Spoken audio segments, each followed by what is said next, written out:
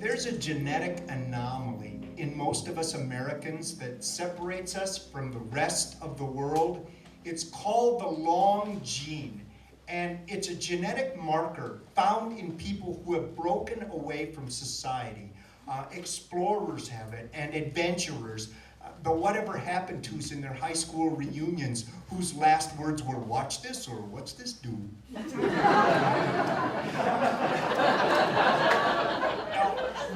My dad is definitely a member of the Long Gene Club. He always had these experimental aircrafts, little airplanes. And I remember one time, Dad and I were flying down the Minnesota River Valley in one of his airplanes, and the leaves were just changing in the fall. It was beautiful. When all of a sudden we hit a fog bank, I mean, we couldn't see anything. And I look over at my dad, and like usual, he's shelling peanuts, drinking hot coffee, unfolding a map, and tapping an instrument. And he turns to me and he says, "Hey, Kev, do me a favor. Look out that window and see if you can spot the ground." So I'm looking out the window when I hear my dad say, "Hey, Kev, it might not be down."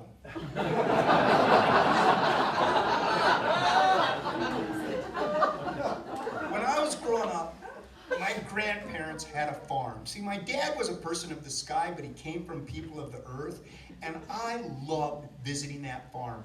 We all have a place that gives us solace, whether it's a mountain, an ocean, or a desert, and the high prairie is what gives me peace. My grandfather was as wide as he was tall, the ultimate farmer, a German so well constructed he would have made Nietzsche blush. Grandpa always smelled like tractor grease, even in church. He could back up a trailer into a thimble, and he always referred to my guinea pig as livestock.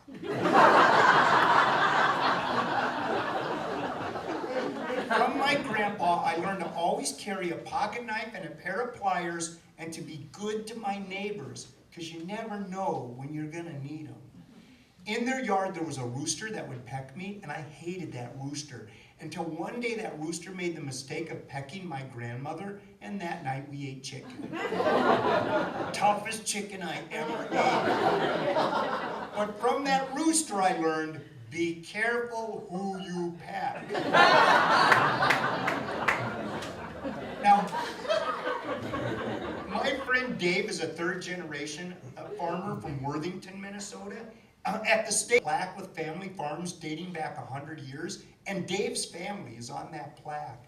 A few years ago, due to the declining population of the town, their processing plant threatened to close when suddenly, almost overnight, people arrived from Haiti, East Africa, Mexico, Thailand, and that plant was saved. Dave said he was listening to the radio the other day, and it was a show about first-generation Americans talking about the struggles they faced straddling the two cultures, when suddenly his 92-year-old grandmother came on the radio.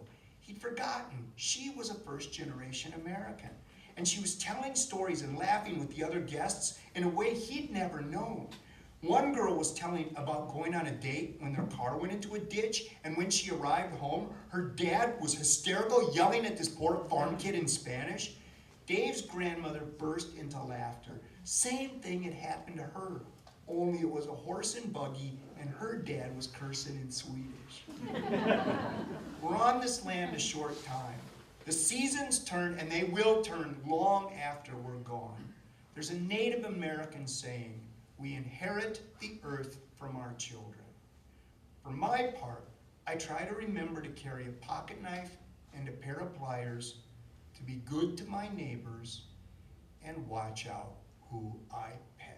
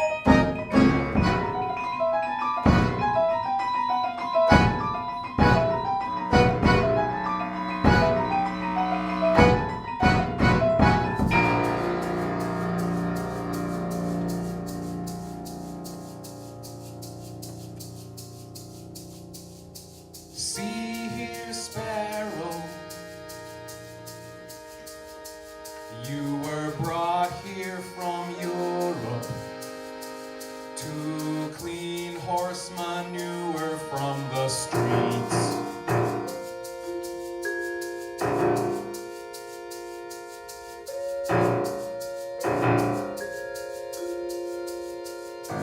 There were jobs when you first arrived.